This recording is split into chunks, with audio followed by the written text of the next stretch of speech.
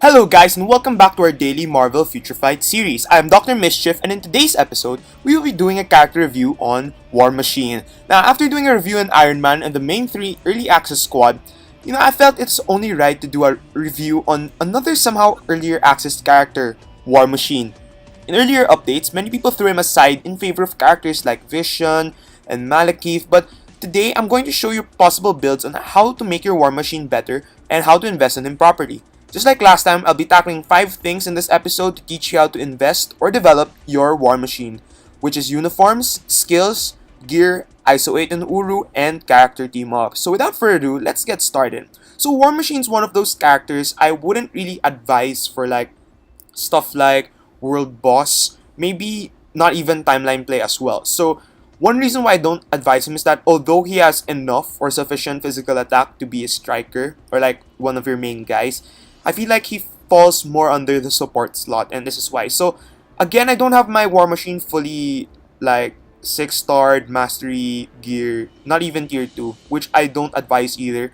But we can check his skill previews and uniforms anyway. So considering his lack of somehow stats, once again, I don't really advise him for difficult content like World Boss or Timeline Battle, but I suggest to use him in Shadowlands or maybe even Alliance Battle. So let's actually check his skills. So contrary to what many people think, if you don't know already, War Machine is more of a physical attacker. So over in his profile, he has physical attack instead of energy attack, but he has some attacks that use his physical attack but does energy damage. So let's actually check his skills. So his first skill, second skill, nothing interesting. Third skill, it's an energy damage but he uses his physical attack. So his passive is immunity to stun, which is sort of helpful but not really amazing, and increase to physical damage. So you can already see he's not the type of sort of attacking guy, but he's a bulky enough attacker for support. So his fourth skill, Missile Barrage, and fifth skill, Missile Strafe. His tier 2 isn't amazing either. Like, you could do better with a different tier 2 passive, which is just increased skill damage and bonus damage. So you don't really have to tier 2 him since you're just using him as support. So let's actually go on to uniforms, and he has 3 uniforms: Iron Patriot, Avengers the Initiative, and Captain America Civil War. Now, 2 of these uniforms are garbage, Iron Patriot and Avengers the Initiative. They only add stun to one of his skills, but Captain America Civil War uniform adds that same stun and it also changes a skill.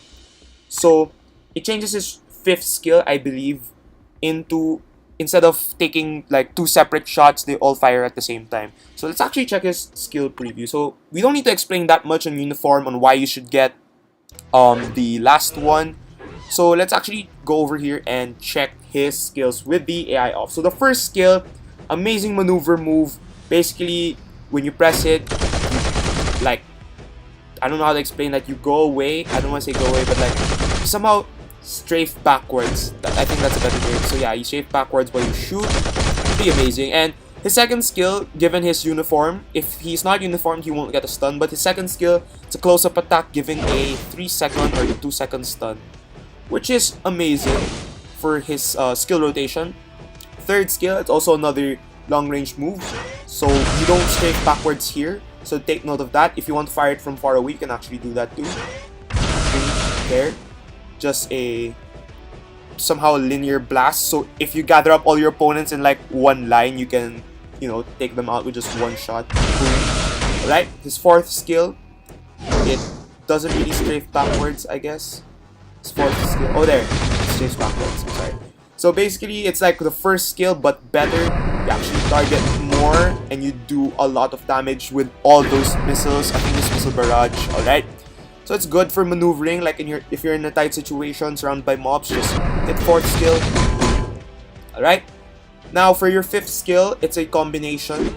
Straight backwards again, and you see that it's like a combination of your 3rd skill and your 4th skill. So originally, without the uniform, War Machine will be firing the Unibeam or whatever and the Missile Barrage separately, but given his uniform, they all fire at the same time, which is really nice. Now, here is how we are going to go about his skill rotation. So there are 2 ways you can go about his skill rotation. One is if you're doing one-on-one combat, like not really world boss, but if ever you use him for world boss, then you should use this rotation. But this is more geared towards 1v1. Now, what you want to do for 1v1 is you're going to use the second skill to stun the person, then fifth skill, then your fourth skill. Alright, so it's really simple. Second skill stun, fifth skill and then fourth skill. So let's actually see what it does. Actually no, not fourth skill, sorry, third skill, since you're only going against one person. So let's actually check that out. So 2 into 5 into 3.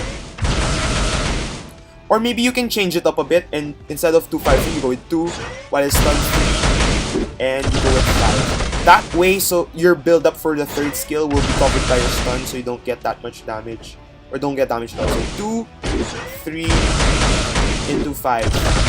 Alright, pretty simple. Now, let's turn on AI for 1 versus a lot. So if you're encountering an entire mob, what you want to do is 2 into 5 and just rinse and repeat.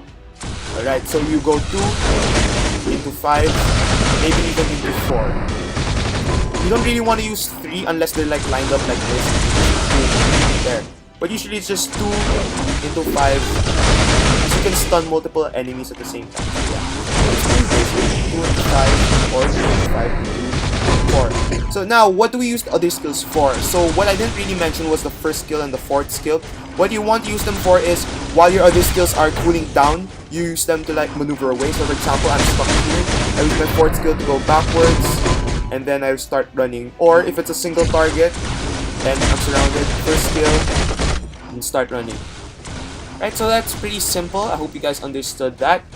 Now that we're done, let's actually go on to this gear set. Now, War Machine's gear set is really easy to understand, just like other characters, but he's more of a Iron Man copy, as much as I'd hate to admit it, but yeah, you basically copy the same gear arrangement onto your War Machine. Where's War Machine? Alright, he's over there.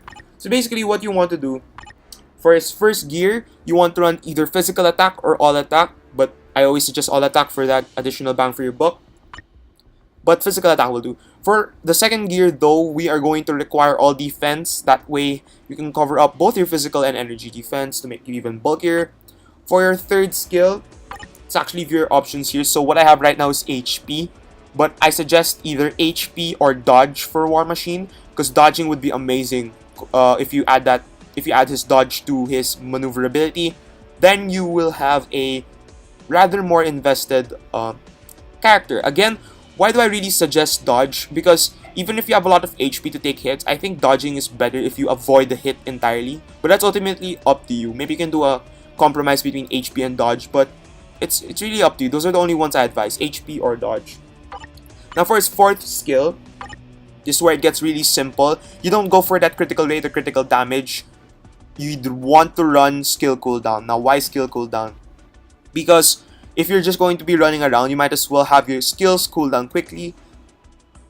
And in general, I guess, skill cooldown's nice for War Machine, because not only will you be able to utilize his AoE skills faster, but also so he can get the most damage before dying. But if you're going to use Iron Man as your leader, then I don't suggest you really need skill cooldown that much. Maybe you can go with critical rate or critical damage, but either way, with Iron Man team leader or not, you'd want to run skill cooldown, because not only does it go well on top of your Iron Man leadership, if ever, but you'd also want to reserve your critical rate for maybe your obelisk or something. It's really easy to understand why. Now for Uru, what I usually suggest is skill cooldown Urus or dodge Urus if they even exist. God help me if they do not. And maybe if they don't have any dodge or skill cooldown, maybe HP or physical attack or all attack will do. Now for your custom gear, you want to run a, not really recovery rate, but you want to run a critical rate obelisk. I'm not sure if I have a critical rate obelisk over here. Maybe something like this, but higher stats. So why critical rate? Because we are going to get his ISO 8 set, which is Hawk's Eye. So what Hawk's Eye does, let's actually view it over here.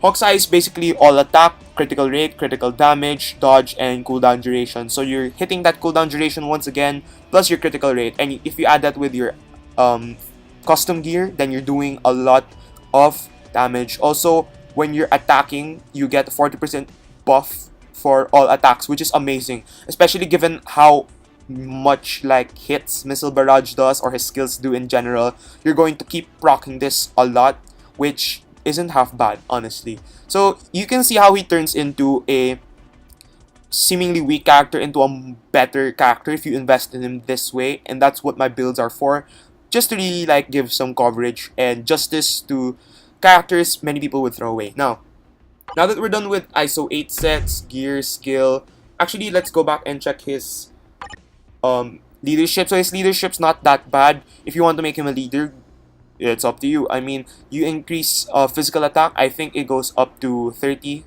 at 6-star. I'm not sure, but somewhere around there it should, you know, increase. So yeah, if you want that bonus physical attack, it's your choice ultimately. But now let's move on to team ups. So I won't be making the same mistake, hopefully. So let's back up and go to here. Alright, now let's select War Machine. Where is War Machine? Did we pass him? Hopefully not.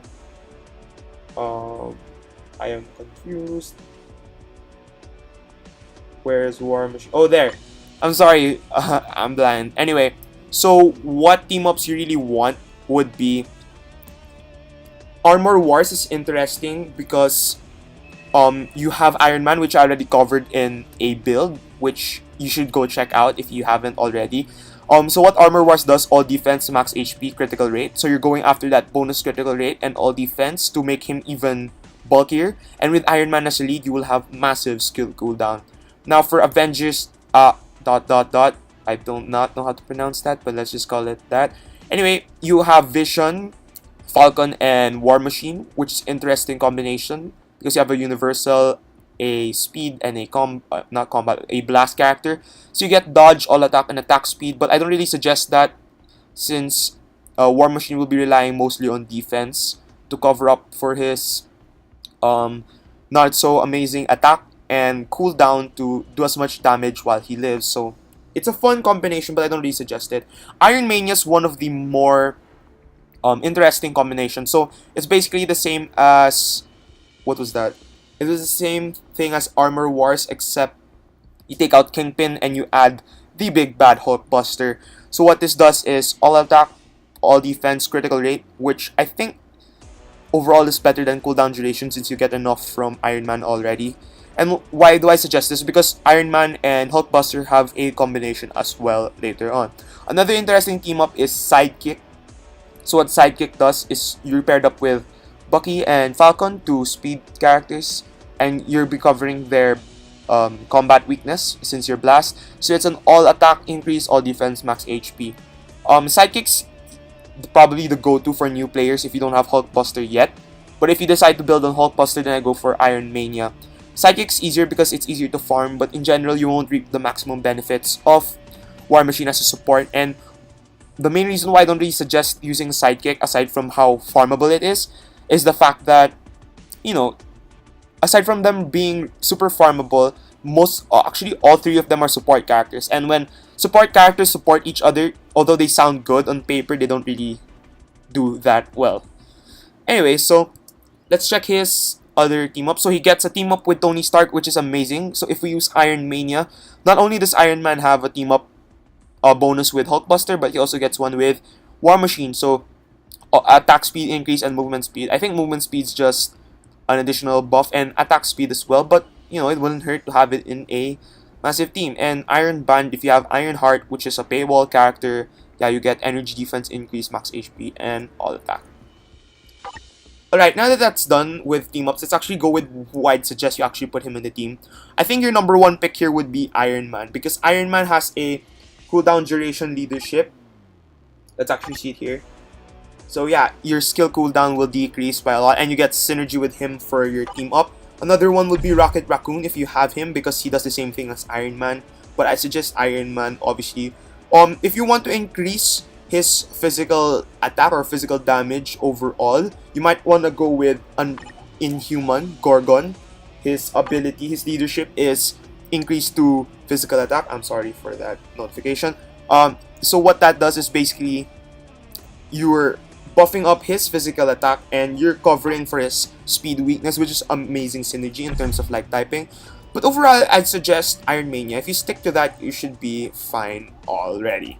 Now, in conclusion, War Machine is an amazing support character. I wouldn't really advise him for stuff like World Boss or maybe Timeline Battle, but maybe he'll do well in Alliance Battle. Actually, he'll probably do well in Alliance Battle given his amazing AoE skills and as well as Shadowlands on those tricky levels. So, in conclusion, you want to pair him up with a hitter like Iron Man and someone with a lot of skill cooldown so that you can use his skill rotation properly. And I guess that's it for today's video. If you have any comments, objections, suggestions, feel free to comment down below and I will be reading them if ever. And yeah, thanks guys for watching. I hope to see you in the next episode. Peace!